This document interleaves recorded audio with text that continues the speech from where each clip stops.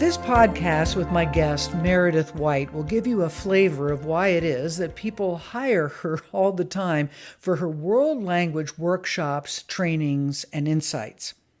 She has skill, knowledge, compassion.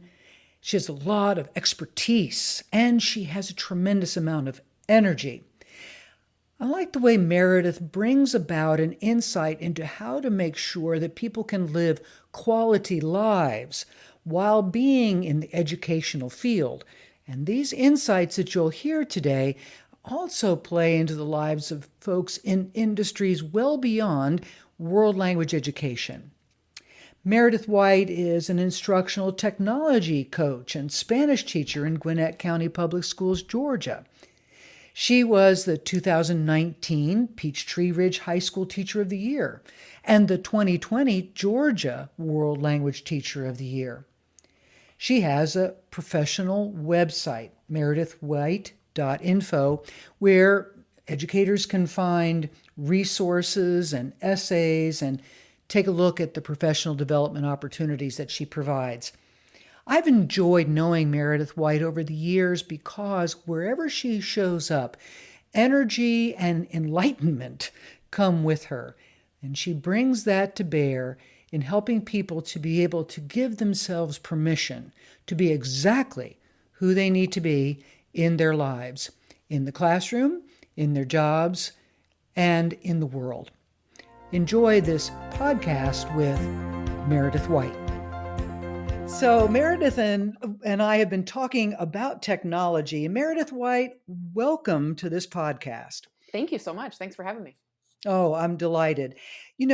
One of the things that I have mentioned in the introduction is that just being in your presence over these years, being a colleague, watching the excitement that you bring has been astonishing, has been so energizing. And to watch what you have done for new teachers and veteran teachers and the kinds of fun and imaginative things that you do during your workshops has always been inspiring for all of us. So as I continue to ask you questions and we ponder together, I'd just like to say thank you for sharing your energy with the world like you do. Thank you so much. That's so kind of you. Yeah, we really appreciate you, Meredith. Now, one of the things that I noticed in some of the information that you shared with me before we were doing this podcast, if I can put it, it's interesting because of the typical for you original way that you approach things. Okay. So I'm going to go with your title, but I'm going to take it apart into 3 words and then I want to attack one of those things. Your official title is, along with being a Spanish teacher, is Instructional Technology Coach. Yes. And I'd like to start with the coach. And I'd like to ask you, what are some of those things on the to don't list that you talk about? People talk about to-do lists all the time. You started with a to don't list as a coach. Talk about that. Absolutely. Well, I think we put the pressure on ourselves to do everything, right? Like it's called a to-do list. And when it's sort of like the grocery store, we don't buy everything we see that we might think we like. We do as kids when we don't know any better. Mom, can I get this? Mom, can I get this? Mom, can I get this?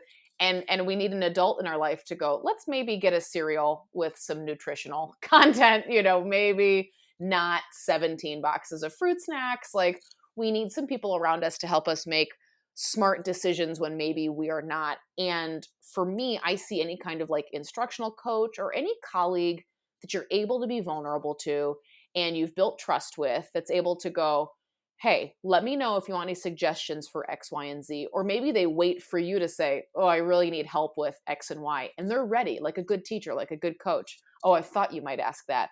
I made this for you, but I was just waiting till, the moment presented itself or things like that. So I think, as you said, encouraging, not just acknowledging a to-don't list, but encouraging people to add to their to-don't list and to stop hurting their own feelings.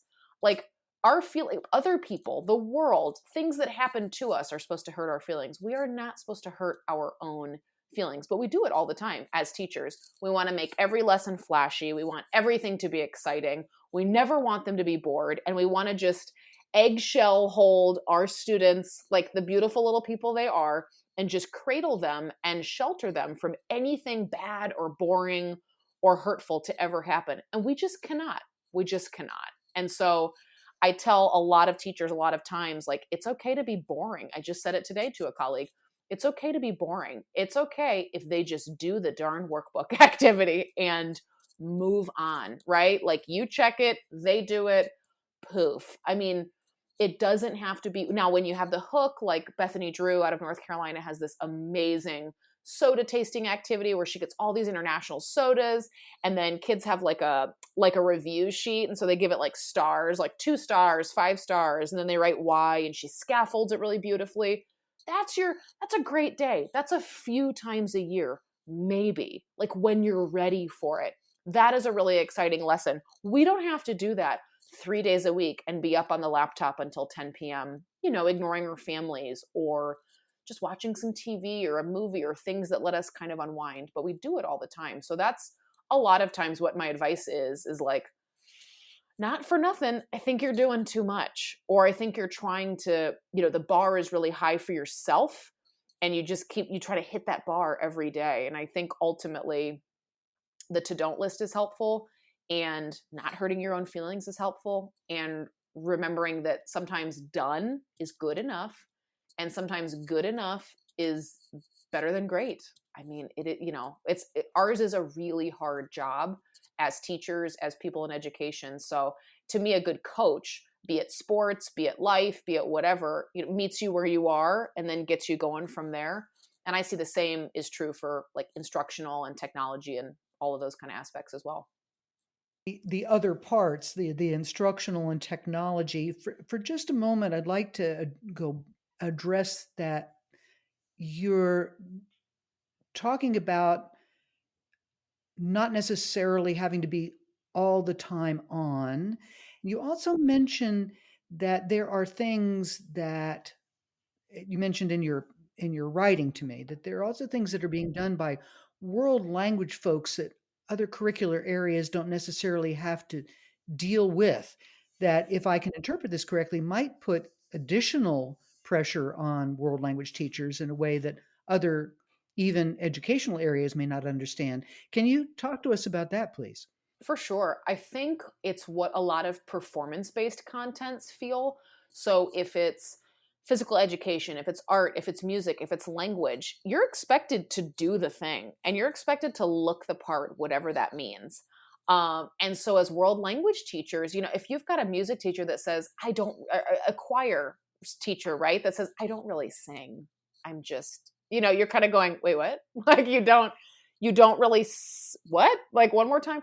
Or your band instructor or your band director, excuse me, doesn't play any instruments. You're kind of like, huh. Or let's take it a step further, maybe plays an instrument, because I had phenomenal band directors in high school, 3 of just the best people, most life-changing, impactful educators I've ever come in contact with. And they all played multiple. I mean, they just had talents. There was no limit, and they were constantly learning new ones. So as language teachers, what do people say? Oh, you teach French? Say something in French. Or they tell you how long they took a language and how little they remember. And we're going, oh, that's nice. Okay. Like we're whatever, because it's performance-based. You can either do it or you can't. Same thing. Somebody says I'm a runner, and it's like, oh, okay, what's your best time? Like we immediately kind of fact check. And world language teachers, just by our nature, are many times more outgoing, a lot of times, right? Or at least we can fake it. If you're more introverted, you're still probably pretty outgoing with kids because it's a language. We've had to be at some point interacting with other people. We tend to be pretty creative, I think, and we tend to be just the, fun, high energy. Like as a group, we are just a fun bunch and we're enjoyable to be around. And I don't know that other contents always get that, because chemistry is chemistry. It's not going to change. It has an answer. There's a way of doing things. Algebra, there's an answer. There's a way of doing things. But world language teachers, as a group are, the aforementioned characteristics. And it also comes down to, what's your language proficiency? If you're a non-native speaker, have you traveled abroad? Did you study abroad? Did you have money for that? If you didn't, it's like a flow chart. Okay, if you didn't, do you feel shame in that? I've had a lot of conversations in the last 3 weeks from colleagues who have been teaching 20, 25 years, have never traveled abroad and teach languages that aren't spoken, aren't in neighboring countries, like not Spanish or French. They're teaching German, they teach Mandarin. And of course, there are communities they can interact with. But in terms of being abroad, they've never been abroad. They feel very self-conscious about that. Or colleagues who didn't go abroad or interact in a target language community until they were teaching that language, never had the money. They feel some kind of way, about that. They feel self-conscious. Then it's like, none of this is the teaching. All of this is like identity work. And then it's your pronunciation, your accent, the words you used, what vocabulary you learned, who you learned from, what kind of register is it. Then there's the pedagogy, just good teaching in general. And then also how to teach a language. Which second language acquisition theories do you subscribe to or have you studied? If none, what are you doing then? Or do you have a curriculum that's been given to you? Do you have any freedom in that? I mean, it's like, oh my goodness. And when I work with other content teams, it has been my experience that they have things just totally, I mean, not completely. Obviously, they have to do a lot of work. And also, a lot of the things that we decide on or that divide us are laid out for them. And so I think that's a difference that we don't always acknowledge or work with very effectively, is just how hard it is to be a language teacher and make all of those decisions, have so much of your identity tied up in what you teach, why you teach it, and how you teach it, and then have conversations that are congenial and collegial, and be on a team that you're able to push other people and go, okay, I'm going to change my quiz because you put calcetines. I prefer medias. I teach my kids medias, but like, it's fine. And not have like, a total nuclear war in the department over that. And we've all seen that happen, like if you're in enough world language departments, you've worked with somebody who has not spoken to somebody else in years. And it's like, how does that happen? But we know how that happens, so we teach a subject that ironically can really unite people and is supposed to bridge connections, but we get caught up in our own stuff sometimes and we divide ourselves from that. And I just think that is typically just a super different experience from so many other subjects. And ultimately, we're the face of our program. If we don't take late work, as my department chair always says, if I don't take late work and if I'm just a total monster, we don't offer French anymore. Like, I am my job and that's it. And so there's a lot of pressure there. So none of that even talked about like advocacy, extracurriculars. Like, we're taking kids abroad. We're doing this honor society, this club, and this trip, and this, all these different things just to retain kids and to show the value of what we do. And I don't think anyone who isn't in world language education understands that. Such amazing insights, in fact, because of all the extra marketing we have to do, the advocacy, as you said better than I just did. It's interesting because language is so much part of identity, and we can talk about that in an abstract way. But you have just described something that, in fact, brings about the idea of the identity of the educator themselves is part of this.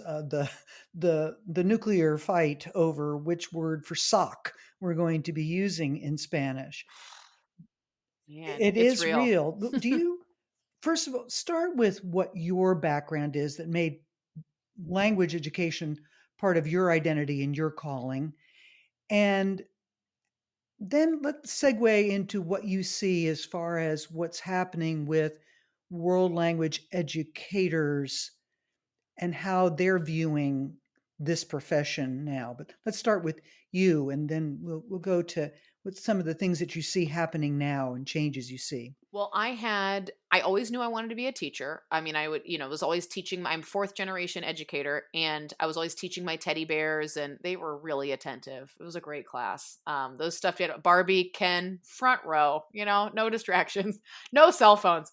And that was just always what I knew to be right for me. School felt good. I felt good about myself at school. Not it was all perfect, but I felt, my biggest learning experiences of my life, of my formative years, happened either in a classroom or on a field or on a court. I mean, it was some kind of school or school activity. And I was lucky to come in contact with phenomenal life-changing teachers and coaches. So it just always, I was like, I knew since I was little that I wanted to do that. And it just made sense. I was like, oh, I'm going to be a teacher. There was never like, maybe no, the people that change their major, whatever, it's like the average is like 4 times or something. No, 0 times. Like I was in. And when I met my Spanish teacher, my sophomore year of high school, that was it. She just instantly changed the entire trajectory of my life. I mean, that was it. It was like day 3 and I'm looking around going, this lady is cool. This lady speaks another language. She's fun. Like she's energetic. She obviously knows her stuff. She's looking to make this enjoyable for us. Like, this is the sweet spot. This is magic right here. I want to come to this room every single day. And she never once, I mean, she was always really encouraging. I could be vulnerable. I could speak the language. I remember learning exclamations like in Spanish, like what blank, right? Que lástima, que triste, que terror. And I remember running in and I left my softball bag in her room after school. So I ran in and she was like, Meredith, ¿qué pasa? ¿Qué tal? And I was like, oh. And so I'd obviously forgotten said bag. And I said, and we had just learned that. She had just pointed that out. Just a quick, discreet point, moved on with her life, probably thought nothing of it. And I went, oh, que dia. And she was like, oh, amazing. Like she just laughed out loud. But that's always what she did. Dr. Maya Angelou says, when you interact with your children, does your face show joy? Does your face show that they're important to you? And whenever I spoke Spanish, she was overjoyed. It was like, come on, I can never get enough of that. And it was never furrowed eyebrows. It was, eyebrows back, smiling, laughing. Like she was full of delight whenever we would use the language. So she changed my life. I mean, that was just it. And then ended up, moved to Georgia for college. And because the University of Georgia has world language education as a major at bachelor's, master's, specialist, and 2 different types of doctoral levels. So I thought that was pretty sweet. Yeah. And I was like, I think I'm going to do that because not only do they have the language piece, but they also have the education piece. So the major is world language education. You don't have to kind of finagle some kind of certification and like I'm a French major, but then I took the test or this, that, and the other. They pack it all, they wrap it all up for you. And so I was really, really fortunate to have like full support. And what else is interesting too, is what I see a lot of my students, not a lot, but enough to be memorable of my students' experience is my parents' impression of language was always and has always been very positive. And when we have students picking a language, I think that advocacy piece for one language over another, or like how useful we think it'll be as their parent, whatever, is more powerful than we realize. Because I grew up in a very homogenous small town in the middle of nowhere, Midwest, and we always had some kind of travel plan, middle class, just very average. We always had some kind of trip on the horizon. We had some kind of trip to a museum on the horizon. We had some kind of like food from somewhere else in the world that we were always having. There was always reading and words and language and just rich text in my home. My parents were very intentional, very amazing parents. And so when I signed up for Spanish as a 15-year-old, it was like, that'll be wonderful. Well, okay. Well, where are we going to go to use this? I mean, you can, we used it in the community. There were a lot of people who I could talk to and do that kind of thing. But my parents never like, Spanish, what are you going to do with that? Or the thing that we hear a lot of parents say at those like curriculum night or open house or whatever, and it was just always really valued in my house. And then when I told my parents, I think I want to be a Spanish teacher, they were like, shut up. That's great. Like, this is so exciting. You're going to be so good. Well, we got it. Let's do this and let's do this. They were just always really encouraging. And so was my Spanish teacher. I never felt like it wouldn't be a good fit or it wouldn't be great. And it's interesting now, looking back, like you mentioned, like what's changing now and what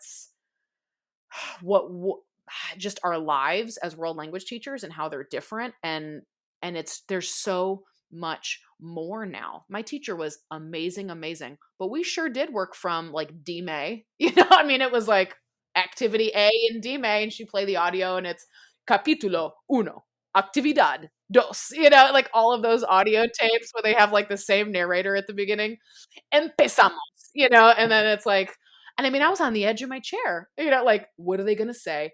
She made it fun. She made it a game, but she didn't have to do, all of the, like, it wasn't, and she would not take offense at this. She and I are still dear friends to this day. We're not still, we merged, our relationship, obviously, as adults merged into friendship. And she is just near and dear to my heart. She would not take offense to this, but like, it wasn't like a super exciting, sexy class every day. We did actividad, be, and then we did, this, that, and the other. And I think we put so much pressure on ourselves now. There's just so much to know. And I love Actful. I love the mothership. They are, I just undying love for them. And, some of the stuff for a new teacher, there's standards, there's can-do statements, there's 6 core practices. And then your state may be slightly different, but like probably not. And then you've got your school curriculum. And then maybe you have a book. So maybe that is the curriculum, quote unquote. So now there's this pressure to stick to the list, or whatever your colleagues have given you, or your new department chair who you don't want to make mad. So now you got to make sure those kids know lechuga and tomate and, all of these like very specific words, and also balance all the things. And it's 2023. Like we did like 1/2 years of online school. So while you're doing all that, it'd be great if you could also post every second of every lesson plan online and make sure you've embedded the slideshow and you're emailing students and our plate has never been fuller. And as world language teachers, we haven't even gotten to where also do that in like 90% target language. And if it's a language you learned as a second language, buena suerte. Because like this is going to be a real ride. And it's just a lot to balance. And I'm not saying historically teachers have not balanced all those things. But when we look at conferences, my teacher would go to the state conference once a year because it was once a year. And then when Actful was nearby, she'd go to Actful. And she didn't, you didn't have to be in 17 different places doing all the things if you wanted to be professionally involved. You went to the once a year conference, you saw everybody, you gave them a hug, you got a couple new ideas and you moved on. It just was a simpler time. And I think when we look in the last 20 years or so, things have just ratcheted up like in every aspect of teaching. And for world language teachers, things are for a content area that is always changing, which other people who aren't world language don't understand, constantly changing, constantly, there's new musical artists, there's new artists, there's new fashion, there's new, all these great authentic resources and people we can use. It's moving even faster. It used to be like, hey kids, do you know Daddy Yankee?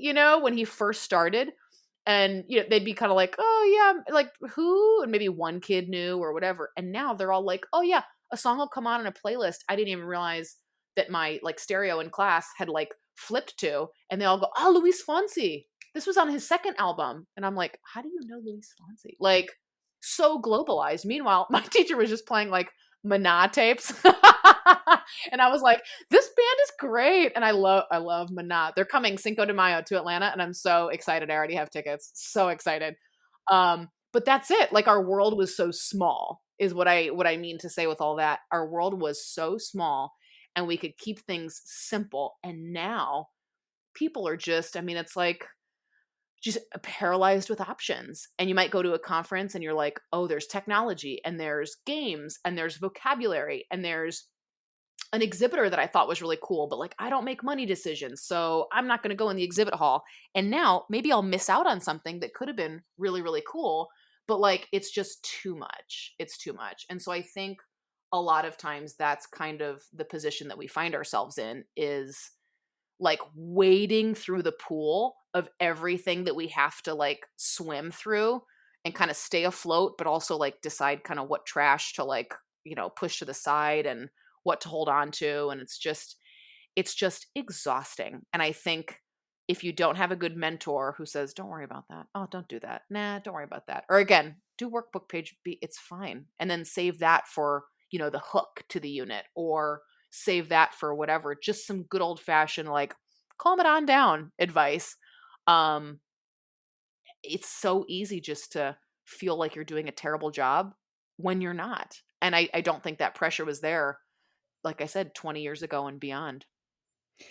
You know, you have just spoken here going to the instructional coaching part of it about how to help people to cut through.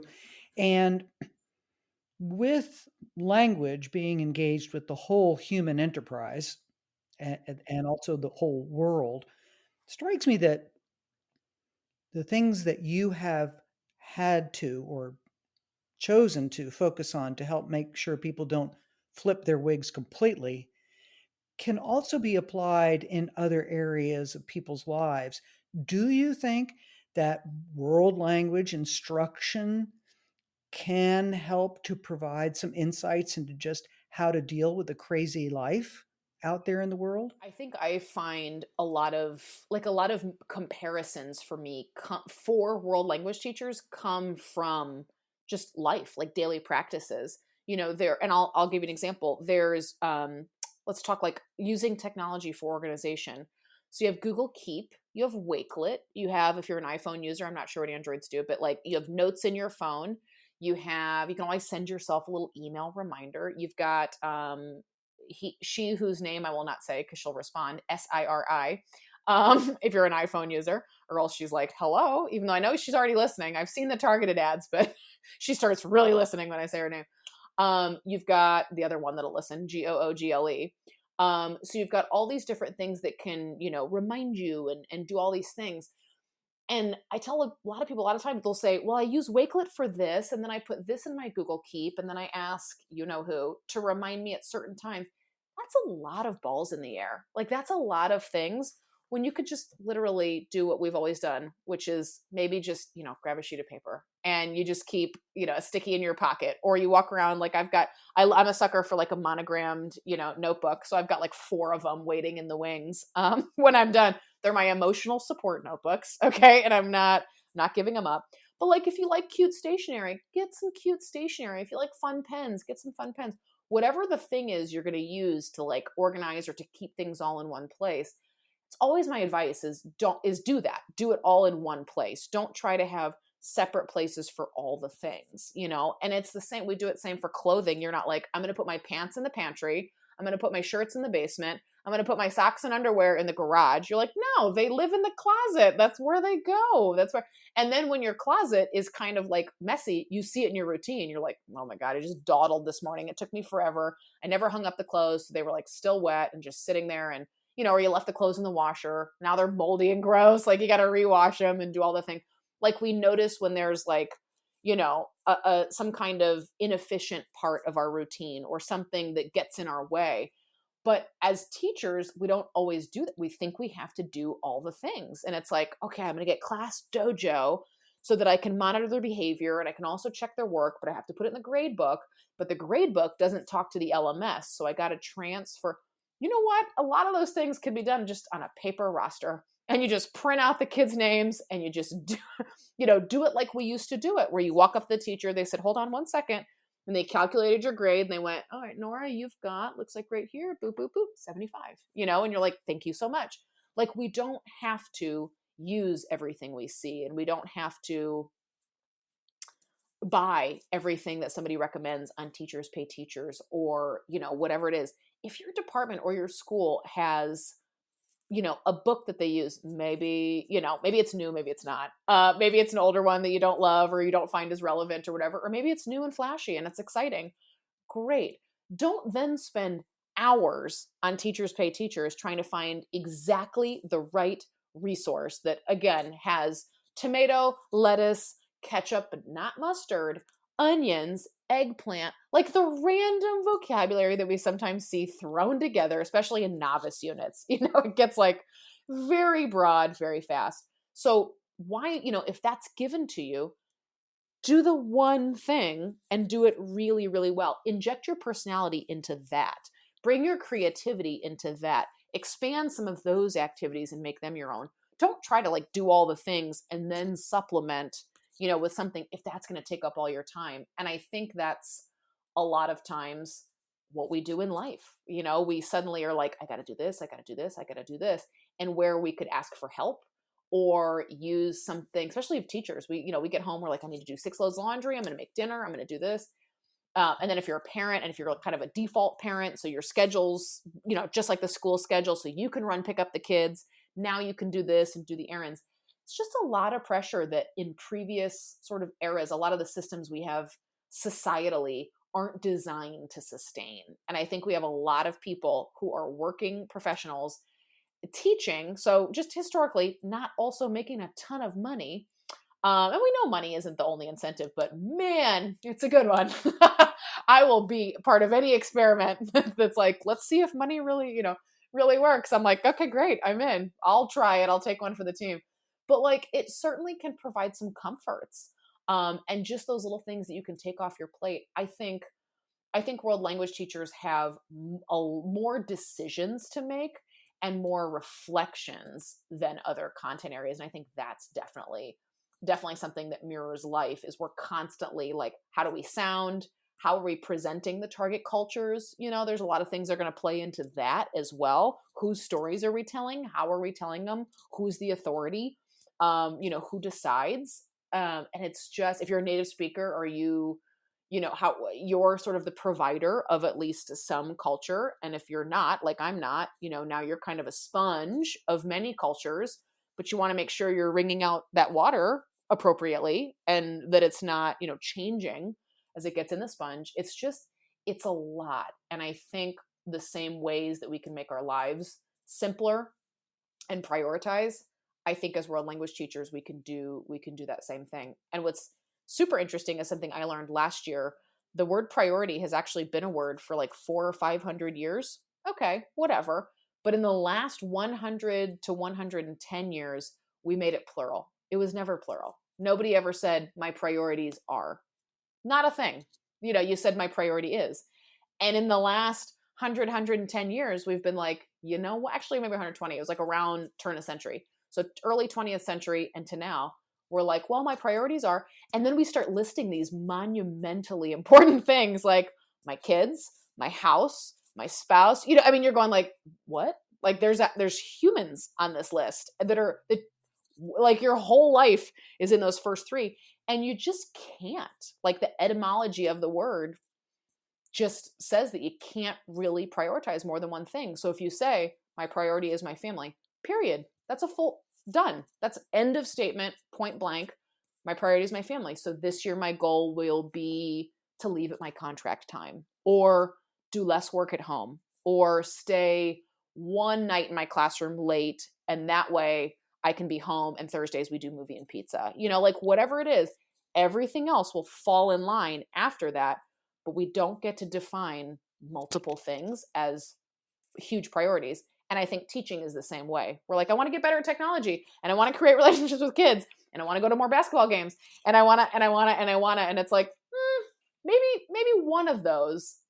And then next year pick a different one and you'll just kind of keep adding while also pushing away other stuff where you get better at stuff and it's easier to take on other stuff. But I think all of those are very reflective of life, of real life.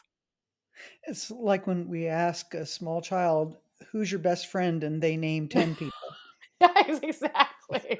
Exactly. And you're like, okay, I don't know close. if that works. Well, pulling together, Meredith, the idea of those three words, then there's a lot of pieces together. You're coaching people in their instruction and you're taking a look at the technology. And it struck me while you were talking that so many times, and certainly I came at it with the attitude of how to use technology would be the coaching, but you've actually approached it in the there's a lot of technology. Let's do, if I'm reflecting back to you accurately, let's do some evaluation of what we choose, why we choose it, and how often we choose it. Have I kind of stated that back to you fairly accurately? And can you riff a little bit about how those three do go together in a way that is making a difference in people's lives? And maybe you have a story that you can tell, either your own story or someone else's story that you've observed. Well, I think that's the thing is technology is supposed to work for us. We don't work for it. So if it doesn't serve us or it doesn't serve our goal or our purpose, then I don't know that we need it, whatever it is. I mean, if we've been through these eras, if you had, like, if your parents said, oh, TV is just a fad. My dad, who I always tell people, started teaching when the earth was cooling. There was, like, Robert Kennedy was still alive. That's when he started teaching a very long time ago. And he can remember his dad saying, radio, like, or the TV, this is just a fad. He was like, Dad, I don't think it's a fad. But this was in the early 40s, right? Like, they were used to radio. And then you remember chalkboards to whiteboards. It was like, oh, this will never last. I can remember my teachers going, no, like in high school, going, these whiteboards, this is not real. And so with any kind of innovation where we've seen pros and cons, there's always like, I don't know. But at some point, those are things like TV and whiteboards are two things that have overcome and stuck around. And so not everything's like that. But the things that I think ultimately as a society and as a profession and just as people decide that the pros outweigh the cons, we keep around. And I think that's what we have to do in our classroom too. I mean, there are so many great websites you can use. There are so many great apps. And so now we're getting into words that kind of mean the same thing. A website can be an application and vice versa, but maybe not. Is it a phone app, quote unquote? Or is it something, else? Is it software? Is it hardware? Like, we get all these things. And again, I make the conference example. You might go to session A, B, C, and D, and one person did, games for vocabulary, and it's on a website. And then somebody else said, like, how to use your Google Drive for how to get your Google Drive organized. Great, love it. And then you went to session C, and maybe session C was like 6 ways to use Google Slides on a daily basis. Great. And you walk away going, wow, those are a lot of really great ideas. But none of those really had anything to do with each other. One was technology for planning. One was technology for teaching and learning. And one was technology for practicing. I know we're not supposed to use the P word in language, practice, but I did. Because by gosh, like come on, I practiced all the time. I practiced conversations in my head I knew I was going to have as a language learner. And I still do that, right? We start anticipating, okay, these people are probably going to ask me where I'm from. They're going to ask me where I learned Spanish. I can remember practicing that in Spanish too, because people would say, wow, you speak Spanish. Yes, I do. I'm learning. You start anticipating all of those, and then you practice so that you're ready, or as ready as one can be, right? But all of that to say, those aren't just like technology, kind of an umbrella term as we use it.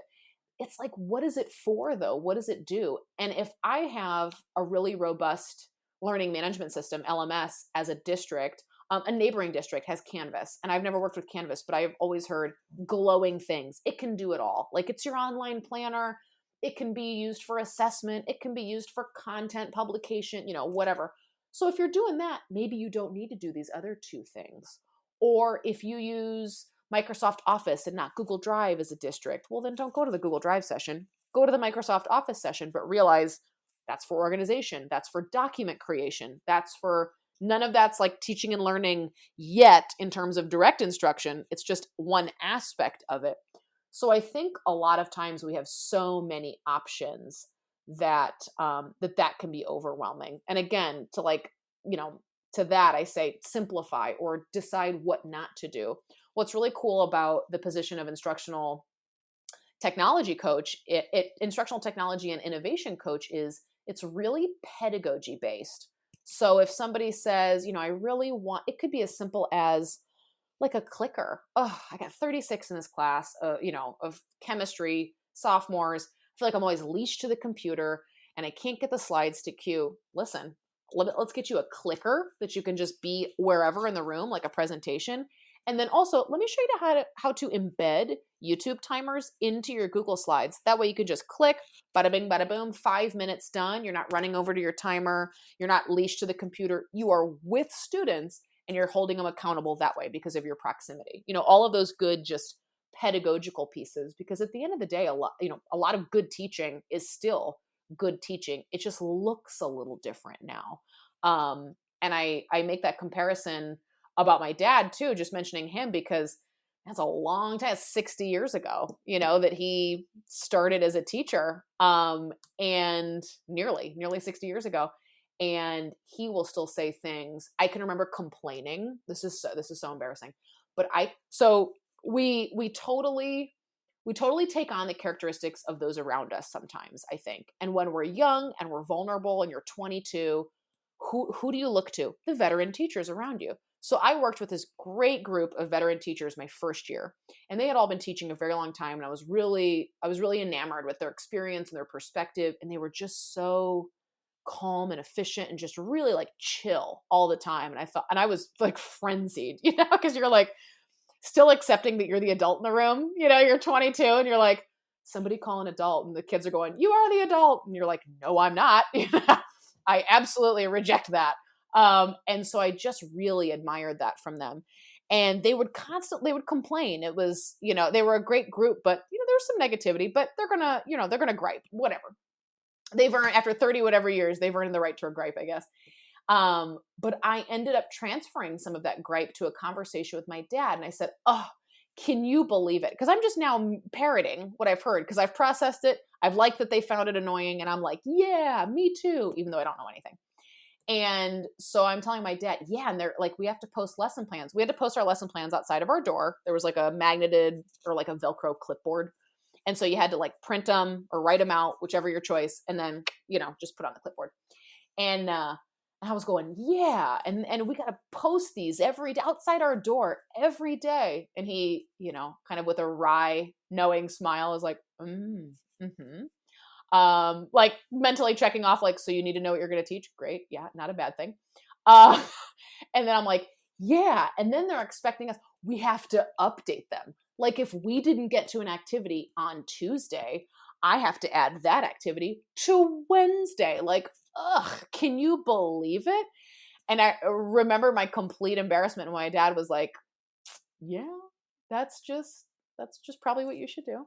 Like, this isn't actually all that outrageous. And you have totally glommed onto like the gripe, and that's just like, I remember being like, yeah, like I can remember my cheeks getting hot, flushing. And I was like, yeah, well, and I recovered and stammered something and then moved on. But I'll never forget, I can picture it like it was yesterday, because I was like, oh, I think he's right.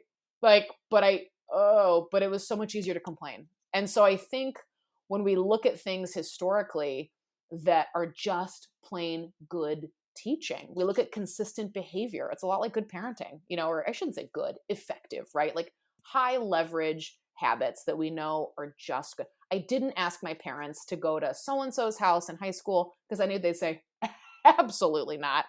No, I don't like their parents. I don't like that kid, and you're not going over there. That was it. I knew exactly what to expect, or I knew if I did X and Y, now I'm going to get grounded, or I'm going to lose the car keys for a few weeks or whatever. And all those things happen. I knew exactly what to expect. So same with teaching, they know not to do X and Y because you're going to react in such a way, or, that's just school policy, but bing, if this, then that. I mean, that's it. So a lot of those things haven't changed over the years. And I fear sometimes with all the things that we have on our plates, all of the tools that we think are all of equal importance, and they're of course not. If you buy a subscription to Go Formative or Formative and one to Quizlet, you must realize that those are two very different tools. Those are for very different things. They're both equally valuable, but not all tech is, weighed the same. And the same goes with just some of those good kind of old-fashioned pedagogical whatever practices, I guess, if you want to say, or theories, or just advice. Some things we've obviously learned from and know better now, like don't smile till Christmas. I do not subscribe to that. That's so, old-fashioned to me. I get it. I get the point, but I'm like, no, smile before Christmas, or those kids are going to hate you. You are going to be like on TikTok. They're going to have a whole Instagram page dedicated to your mean face. So a lot, so many things have changed, but so many things have not changed. And I think once we kind of get rid of some of the distractions and the noise, we realize that teaching can still be exciting and joyful and meaningful. There's so much stuff in the way that is, concerning. Stuff in the way. So when you look out at those that are listening that are in the profession, the language profession. And when you think about the listeners that are not directly in the language education field, but have a stake in young people coming out, young adults coming out with their with language skills. Do the crystal ball for us. What are you going to encourage them with? What are you going to warn them about? What are you going to invite or exhort them to do? I think, oh, you know what's nice is we've got so many tools now to like show really how tangible and practical languages are. You know, you have the seal of biliteracy, you have all these things that students can graduate with, or trips they can go on, or clubs and honor societies that they can engage with in their communities. And honestly, just the content. I mean, they can watch content from any target language culture at any point and go, oh, hey, mom, I understand this. You know, like, look at this. And they're like, whoa, I guess French 4 is paying off, you know, and that's kind of fun. I would say for those who are stakeholders, just really that encouraging piece, being really careful about the language you use around language, discounting certain things, you know, like again, with Chinese, why are you going to take Chinese? It doesn't matter the language. It matters the level. You know, we want to get you to a functional, comprehensible level in whatever language you want to do. Latin, sure, knock yourself out. Ted Zero tells the story about, you know, his kids always hearing like, what are you going to do? Talk to the Pope? And then he had a student go and talk to the Pope. And it's my favorite story he tells of the kid crawling, like yelling across the Vatican as the Pope was about to leave. And he was like, there goes my chance. And he yells like, you know, whatever in Latin, like, sir, come back, or sir, please. And he said the Pope turned around and was like, you just spoke Latin in Latin. And the kid goes, I did. And they were like, he goes, where did you learn Latin? And so they're just like dialoguing in Latin. That's amazing. That's hilarious. That's great. Like, that's why we do what we do. But it's also kind of stinky to say, who are they going to talk to? The Pope, you know, or to call Spanish, you know, anything derogatory, like a specific country, you know, like, oh, we don't speak blah, blah, blah here, you know, to turn a language into a slur, or to make kids feel like they're wasting their time, or it's, you know, just wee wee baguette and Taco Tuesday. That's all we do in language classes. It's just really insulting to not realize that people are doing the pedagogy and they're doing it in another language on behalf of another language that they maybe had to learn. Like, that's like walking and chewing gum and juggling and like singing and playing piano all at the same time. And unfortunately, coming back to what I had said before, when we are high energy, when we're excited about what we do, and when we're used to being vulnerable, because that's how language is. So we're like, oh, ha, ha, ha, you know, we laugh things off as language teachers, and we just tend to be kind of like, I don't know, the coolest. Maybe I'm biased, but I think we're the coolest in school. People tend to also see what we do as less serious, and that's on them. I don't think it's on us. It's what we do is not whimsical and silly. It's important, you know, and we're opening doors for students, and we're showing them other perspectives and teaching them a lot, and also putting a lot of ourselves, you know, like I said, vulnerably and all those kind of things, which is a lot. I think when you zoom out a little bit, if we look down the line, I think we've got to really harness the power of some of these things that are just coming out right now, like Chat GPT and all these different like artificial intelligences. It's really easy to go like, this is so scary. They're going to use it for evil and not good. And like, maybe, but they also, you know, are still using little cheat sheets of paper for evil and not good. You know, I've got kind of kid 2 weeks ago, like pulling like gum wrappers out of his sleeve with like random vocabulary. Like, poor kid, he did his best. But I was like, you just have a string of nouns written on like the back of a gum wrapper. Wrong unit, first of all. Like, let's just talk about this. This is our unit 2 assessment. Those are unit 1 words, which whatever, it is what it is. But like, none of that will be on here. Because they were very, very theme specific. And he was just one at a time trying to like pull them out and look at, just grasping at straws. And I thought, well, that's, you know, there's that. But looking at, so if the problem is cheating, or we're afraid that the integrity is going to be compromised or whatever, that's not new. So like, let's just take a big collective breath and look at how we can use some of these tools. And I think also, zooming out further, how can we engage our learners with their communities in the language? I'm in Gwinnett County, Georgia, which has upwards of 25 companies right now in this county who have like CEOs in Germany and France, like either or. So you can't tell me like, why are you taking German? Why are you taking French? They could literally go there tomorrow and go, hey, do you have any, do you have any internships? Do you have any of this? So as language teachers, really looking outside of our classroom more than ever, because kids are going to know Luis Fonsi, the jig is up. Like we've got to keep progressing too and keep globalizing and not just keep language within our four walls kind of as a spectator sport, but also as a community, we've got to value it. We've got to be careful of how we talk about it. And I think we've also got to try to engage our students in ways that we probably haven't had to do, because everyone has the story of taking, 400 years of Russian and I don't remember a word or whatever. Doesn't it always feel like that? It's always like a dramatic amount of time. But we don't do it with anything else. We don't go, I played tennis for 30 years. I couldn't even pick out a racket. Like, we don't say that. We're not like, I've eaten tons of vegetables. Which one's a carrot? But languages were like, 3 years. I don't know a thing. Well, yeah, no duh, because that was also 30 years ago. Why would you remember, if you haven't used it? So I think really changing that narrative would be powerful. And if we talked about languages like we talk about STEM and STEAM and, all of that these days, it's like, maybe we can turn this around. I think that's our challenge right now. Well, it certainly is. And I really appreciate your bringing that to our attention, because that's exactly the kind of notice for the global community that we need. Meredith, thank you so much for bringing these ideas and this energy that you always have to us today. It's been a lot of fun to just listen to your enthusiasm, your energy, and the insights that you've brought about the way that everyone approaches the language and the language enterprise, and to give hope in that. Appreciate that. Yeah, absolutely. You're so welcome. Thank you for having me. I think our content is, like I said, just the best. And so hopeful is what I always remain, towards it. I think naturally as educators, we're optimists, but hope is a different piece there. And I think that's important. That's fantastic. Thank you so much. Really appreciate it.